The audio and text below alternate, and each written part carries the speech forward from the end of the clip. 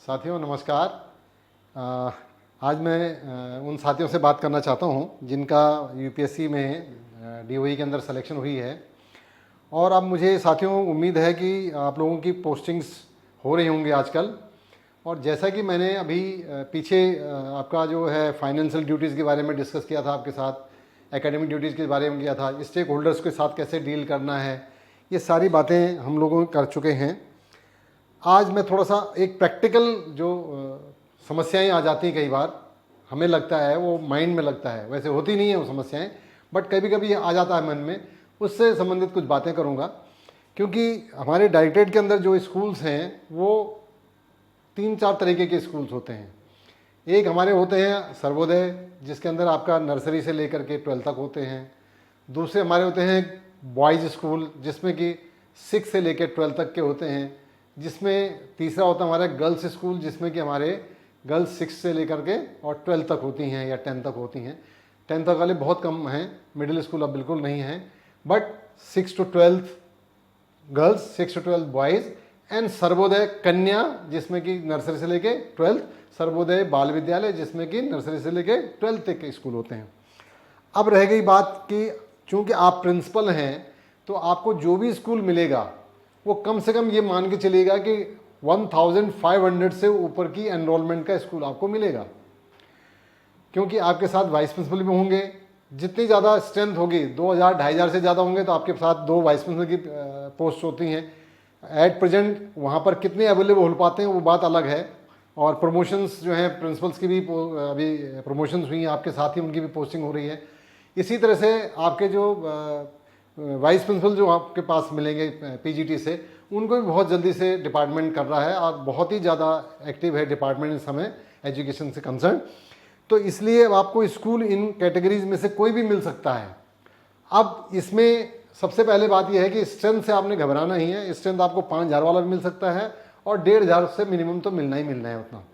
तो अब क्या स्थिति है, कोई हो सकता है आपका क्लस्टर जे क्लस्टर में मिले, हो सकता है कोई आपको रूरल में मिले, हो सकता है आपको कोई अर्बन में मिले। ये 3 कैटेगरी ये भी हैं, तो क्लस्टर, अर्बन और रूरल। तो अब इसमें क्या है कि जहाँ भौगोलिक या ज्योग्राफिकल कंडीशंस के हिसाब से अगर आप देखें कि जहाँ पर बहुत अच्छा आपको कंफर्टेबल होगा, ये होगा, बच्चे कहाँ पर कितना है, तो अब आपको अपना फोकस अब इस पर रखना है कि मुझे जो भी स्कूल मिला वो एक अपॉर्चुनिटी आपको मिलेगी और उस अपॉर्चुनिटी में आप उन बच्चों को किस तरह से कैटर करते हो, किस तरह से उनकी सेवा कर सकते हैं, अपने स्टाफ को कितने तरह से अच्छा कर सकते हैं। तो ये चैलेंज को आप स्वीकार करें। और उसके अंदर क्या होता है कि आपको वहाँ से किस लेवल पे, अगर मान लीजिए अगर आपने पता लगा स्कूल का रिजल्ट अभी 70% है, एक स्कूल आपको मिलता है जिसका रिजल्ट 100% है। अब इन दोनों में दूसरे लोगों को देखने में लगता होगा कि भाई ये 100% वाला स्कूल बहुत बढ़िया है, और कुछ लोगों को लगेगा कि 70% पे स्कूल का रिजल्ट, तो यार ये तो बड़ा ठीक नहीं है मेरे लिए, मुश्किल वाला मिल गया। लेकिन इसको ध्यान से अगर सोचेंगे तो 100% वाला मुश्किल स्कूल है और 70% वाला बेहतर स्कूल है।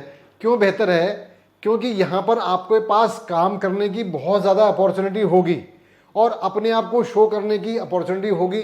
जो आपके मन में अरमान होंगे उनको आप ज़्यादा से ज़्यादा कर सकते हैं और परफॉर्मेंस ज़्यादा दिखा सकते हैं। अगर आपने 100% रिजल्ट दिया तो आपकी परफॉर्मेंस कितनी हुई? 30% इंक्रीज आपकी परसेंटेज बनी। तो यानी आपकी परफॉर्मेंस क्या हुई? जहां भी होगा आपकी वाह वाह हो जाएगी बहुत ज़्यादा कि यार इन्होंने 30% स्कूल का रिजल्ट बढ़ाया।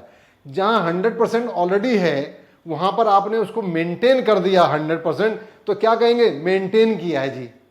उसमें फिर आपको बहुत सारे कंपटीशन में बच्चों की कितना है, कैसे ले जाएंगे, वो स्कोप मिलेगा।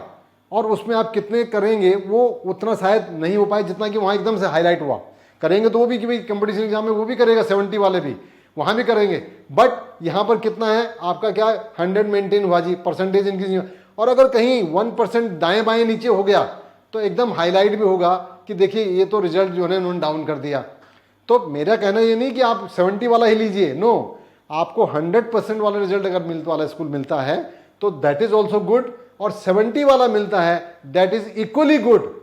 क्योंकि आपका नजरिया होना चाहिए कि मैं कहां पर अपॉर्चुनिटीज निकाल सकता हूं।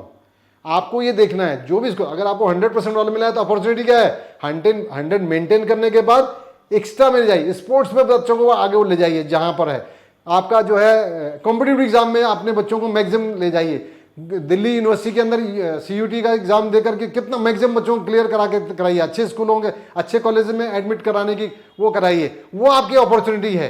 तो यानी अपॉर्चुनिटी ढूंढना आपका काम है, और मैंने आपको इनसाइट दे दी। तो ये तरीका है, अपने जो भी आपको असाइनमेंट मिल जाता है डिपार्टमेंट, देखिए डिपार्टमेंट को तो हर स्कूल प्यारा है और वो हर स्कूल में एक बेहतर व्यक्ति को वहां पर भेजना चाहता है। तो अगर आपको जो भी स्कूल मिलता है उसमें ये समझे कि हाँ ये मेरे को जो है लायक समझ करके मुझे ये स्कूल दिया गया है, इस थिंकिंग से, इस पॉजिटिव पॉइंट से लेकर के अगर आप चलेंगे तो आपका स्कूल वो बेहतर होगा और आपको काम करने में बहुत मजा भी आएगा, अच्छा भी लगेगा और आपकी परफॉर्मेंस भी आएगी।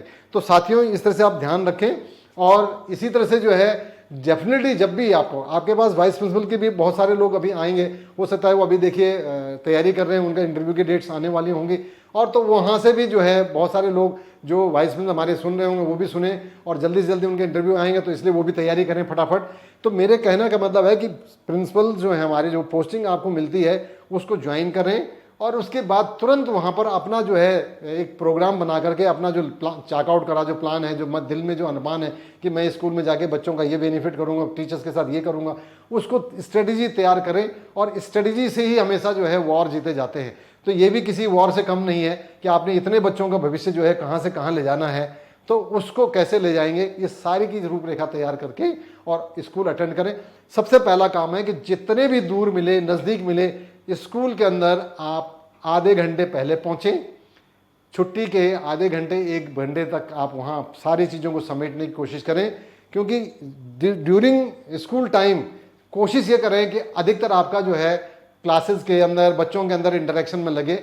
जो फाइल वर्क है वो आफ्टर वर्ड्स में करें, जो अर्जेंट फाइल्स है तो वो ठीक है, उसको तो करना ही टाइम बाउंड में, बट जो मुझे छुट्टी के टाइम के बाद 2 बजे के बाद, 2:30 बजे के बाद या 6 बजे के बाद है स्कूल, अगर शाम का है तो मैं सुबह आके उस फाइल वर्क कर दूं स्कूल बच्चों के आने से पहले।